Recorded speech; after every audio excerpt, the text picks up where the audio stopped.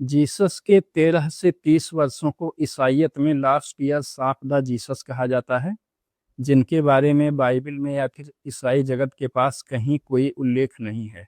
यह माना जाता है कि वो इस समय भारत में धर्म साधना सीखने और तप साधना सीखने के लिए आए हुए थे। वो केरल और पूरब के तमाम क्षेत्रों में, वाराणसी और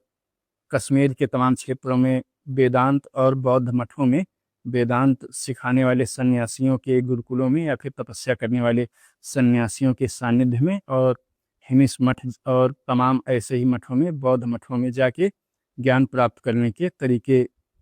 की साधना कर रहे थे या फिर तपस्या कर रहे थे। और यहाँ से ज्ञान प्राप्त होने के बाद में वो फिर पश्चिम में गए और वहाँ पे जाके अपने आप को ईश्वर का पुत्र या फिर सन ऑफ गॉड के रूप में प्रचारित किया और अपने पंथ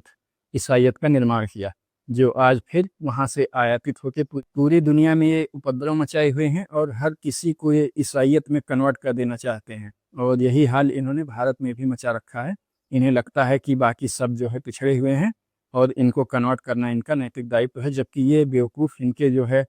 स्वयं जीसस, जिनको भारत में, भारतीय क्षेत्रों में और भारतीय साहित्यों में भारत में लोग ईसा मसीह के नाम से जानते हैं, ये खुद यहाँ पे आके और यहाँ के सन्यासियों के सानिध्य में रह के तपस्या और ज्ञान की बातें सीख करके ज्ञान प्राप्त होने के बाद में ये वहाँ पे गए और जो कुछ भी आज हम ईसाइयत और ईसा मसीह के बारे में जानते हैं, यह सब प्रचारित किया। इन सब को लेके तमाम दावे और थ्योरियों के बीच में सबसे ज़्यादा चर्चित और प्रमाणिक हैं निकोलस नोतोविच। एक रूसी लेखक था जो यहाँ भारत में पर्यटन करने के लिए आया हुआ था और कश्मीर में अपने दल से बिछुड़ गया और उसे वहाँ पे हिमिस बौद्ध मठ में सन्यासियों ने उसकी जान बचाने के लिए वहाँ पे उसे अपने साथ ले गए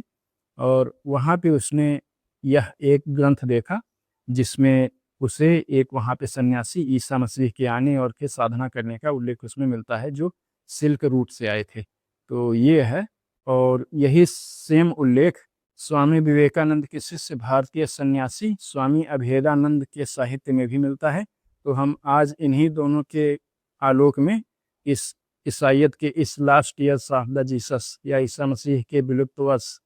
के बारे में खंगालेंगे। निकोलस नोतोविच की खोज, द लाइफ ऑफ सेंट ईसा। 1887 में रूसी लेखक और पत्रकार निकोलस नोतोविच भारत में आए, कश्मीर की यात्रा में आए थे और वहाँ पे वे अपने दल से बिछड़ करके किसी तरह से हिमिस बौद्ध मठ में पहुँच गए, जहाँ पर उन्हें वहाँ के सन्यासियों ने एक पांडुलिपि दिखाई जिसको पढ़ करके वे दंग रह गए। और फिर वहाँ से लौट करके उन्होंने उस किताब के आधार पे एक किताब लिखी जिसका नाम है the unknown life of Jesus Christ. इस किताब में उन्होंने दावा किया कि उन्हें बौद्ध कश्मीर में हिमिस मठ में एक पांडुलिपि मिली, तिब्बती में लिखी हुई, जिसका नाम है लाइफ ऑफ सेंट ईसा। तो भारत में जीसस क्राइस्ट को लोग ईसा मसीह या ईसा कहते हैं और इसके अनुसार वे अपनी युवावस्था में सिल्क रूट से होते हुए भारत में आए थे और यहाँ पे तमाम वेदांत और बौद्ध के मठों में रहते हुए तमाम वेदांत के तपस्वियों के आश्रमों और बौद्ध मठों में रहते हुए उन्होंने तप साधना करना सीखा और यहीं पे ज्ञान प्राप्त करने तक वे फिर यहाँ पे रहे अपनी युवावस्था में लगभग 30 वर्षों तक। नोतोविच के अनुसार अपनी किशोरावस्था में जीसस सिल्क रूट से होते हुए व्यापारियों के साथ भारत पहुंचे। यहाँ पे उन्होंने गुरुकुलों में संस्कृत और फिर वेदांत साहित्य का अध्ययन किया और इसी तरह से वे यात्रा करते हुए तिब्बत पहुंचे, वहाँ पे बौद्ध ग्रंथ और बौद्ध साहित्य का अध्ययन किया और इस तरह से तमाम ज्ञान प्राप्त करके उन्हें जब ज्ञान प्राप्ति हो गई तो फिर वे सिल्क रूट से होते हुए वापस लौटे और अपने देश में जा करके उन्होंने बाइबल में वर्णित अपना सामाजिक कार्य और धार्मिक कार्य करने लगे और इस तरह से उन्होंने ईसाइयत पंथ का निर्माण किया। स्वामी अभेदानंद का हिमिस मठ प्रवास। नोतोविच के लगभग 30 वर्षों के बाद स्वामी अभेदानंद 1922 में हिमिस मठ पहुंचे और वहाँ पे उन्होंने वेदांत साहित्य का अध्ययन किया और वहाँ पे उपलब्ध ग्रंथों को देखा। इसमें उन्हें बौद्ध मठ में तिब्बती भाषा में लिखी हुई वह किताब भी मिली जिसका नोतोविच ने उल्लेख किया था। मठ के लामा ने स्वामी जी को वह हस्तलेख दिखाया, वह पांडुलिपि दिखाई और उसके लगभग 224 छंदों या श्लोकों का अंग्रेजी में अनुवाद करके उन्हें सुनाया। तो स्वामी जी इससे बहुत प्रभावित हुए और उन्होंने अपनी पुस्तक my journey to Kashmir and Tibet में इसका उल्लेख विस्तार से किया है। स्वामी अभेदानंद के मुताबिक यह मूल ग्रंथ पाली भाषा में था और हेमिस के अलावा मार्बोर मठ में भी यह ग्रंथ उपलब्ध है। नोतोविच और स्वामी अभेदानंद के इन सूचनाओं के मिलान से यह स्पष्ट होता है कि जीसस भारत में ऐतिहासिक रूप से मौजूद थे और अपनी युवावस्था में यहाँ पे आके उन्होंने धर्म साधना की शिक्षा ग्रहण की थी, धर्म साधना की दीक्षा ली थी और उन्हें यहीं पे ज्ञान प्राप्त हुआ था। जीसस को भारत सहित सिल्क रूट के तमाम देशों में ईसा या ईसा मसीह कहा जाता था और इस तरह से उनके अनुयायियों को ईसाई कहा जाने लगा। तो इससे यह सिद्ध होता है कि जीसस भारत में आए थे अपनी युवावस्था में और उन्होंने वेदांत और बौद्ध धर्म का अध्ययन किया, उससे ज्ञान प्राप्त किया और इस ज्ञान के आधार पर अपने पंथ ईसाई का निर्माण किया, क्रिश्चियन या फिर ईसाइयत का निर्माण किया और इस ज्ञान का उपयोग, भारत से प्राप्त ज्ञान का उपयोग अपने प्रवचनों में और अपने ज्ञान में ज्ञान देने में लोगों को किया। भारत सहित सिल्क रूट के तमाम देशों में जीसस को ईसा मसीह या फिर ईसा कहा जाता है और इसी कारण से इनके अनुयायियों को ईसाई कहा जाता है, जो कि क्रिश्चियन कहलाते हैं। इनको भारत सहित सिल्क रूट के तमाम देशों में ईसाई कहा जाता है। क्रूस या फिर सूली पर चढ़ाए जाने के बाद ईसा मसीह की मृत्यु नहीं हुई थी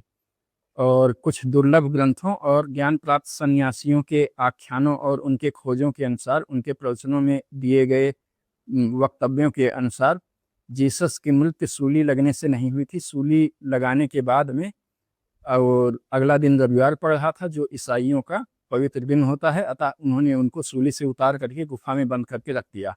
कि जब हमारा पवित्र दिन बीत जाएगा तो हम इनको फिर से सूली पे चढ़ाएंगे। और जिसका फायदा उठाते हुए इनके अनुयायियों ने उन्हें वहां से गुफा से बाहर निकाल दिया और फिर ये वहां से यात्रा करते हुए चुपचाप कश्मीर के पहलगाम में आ गए। वो वहां से बच करके यात्रा करते हुए भारत पहुंचे और यहाँ के कश्मीर के पहलगाम में आकर के रहने लगे और वहीं पे इन्होंने अपना अंतिम समय फिर बिताया। कश्मीर के श्रीनगर के खान यार में स्थित रोजा बल नामक कब्र को जीसस की कब्र बताया जाता है। तो इन वर्णनों के अनुसार ईसा मसीह अपनी युवावस्था में, या जिन्हें लास्ट ईयर्स ऑफ द ईसा या last years of the Jesus Christ कहा जाता है, इन वर्षों में वे भारत आए थे और यहाँ पर उन्होंने वेदांत और धर्म की शिक्षाओं को ग्रहण किया, वेदांत और बौद्ध धर्म की शिक्षाओं को ग्रहण किया। रूसी लेखक नोतोविच की the unknown life of Jesus Christ और स्वामी अभेदानंद की my journey to Kashmir and Tibet को प्रमाण के रूप में माना जाता है। इस मत का, इस तथ्य के प्रमाण के रूप में इन दोनों को लिया जाता है। इन ग्रंथों में वर्णित तथ्य एकदम सत्य, प्रमाणिक और अत्यंत विचारणीय हैं। हालांकि कुछ पश्चिमी ईसाइयत के लोग इस बात से बहुत जलते हैं और उन्हें बहुत जलन और चिढ़ होती है और वो इसको पौराणिक और ऐसा सब कह के दुष्प्रचारित करने का प्रयास करते हैं। यह बात ईसाई जगत को हजम नहीं होती है और उन्हें बहुत बुरा लगता है कि उनके सन ऑफ गॉड भारत में आके सामान्य सन्यासियों के बीच में धर्म साधना सीखे थे, यहीं पे उनको ज्ञान प्राप्त हुआ था और फिर वो पश्चिम में लौट करके लोगों को उपदेश देना शुरू किए थे और इस तरह से ईसाइयत पंथ का निर्माण हुआ। और उल्टे ही वे आके पूरब को ही, खासतौर से भारत में ही ईसाई मत के प्रचार करके भारत को धार्मिक बनाने का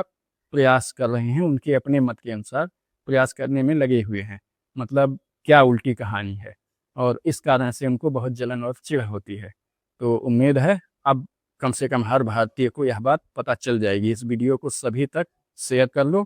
और बता दो कि हम लोग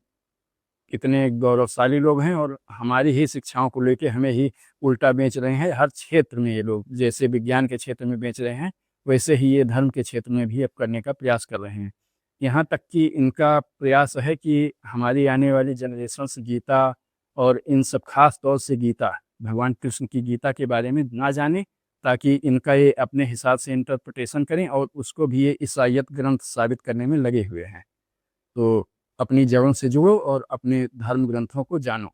कश्मीर के श्रीनगर के खान यार में स्थित कब्र, जिसे जीसस की वास्तविक समाधि माना जाता है, उसका नाम है रोजा बल या फिर रोजा बल श्राइन उसे कहते हैं। तो मैं इस वीडियो के साथ में विस्तृत विवरण डिस्क्रिप्शन बॉक्स में ऐड कर दूंगा और वहाँ पे कुछ स्रोत भी लिंक के रूप में डाल दूंगा। आप वहाँ पे उनको देख सकते हैं।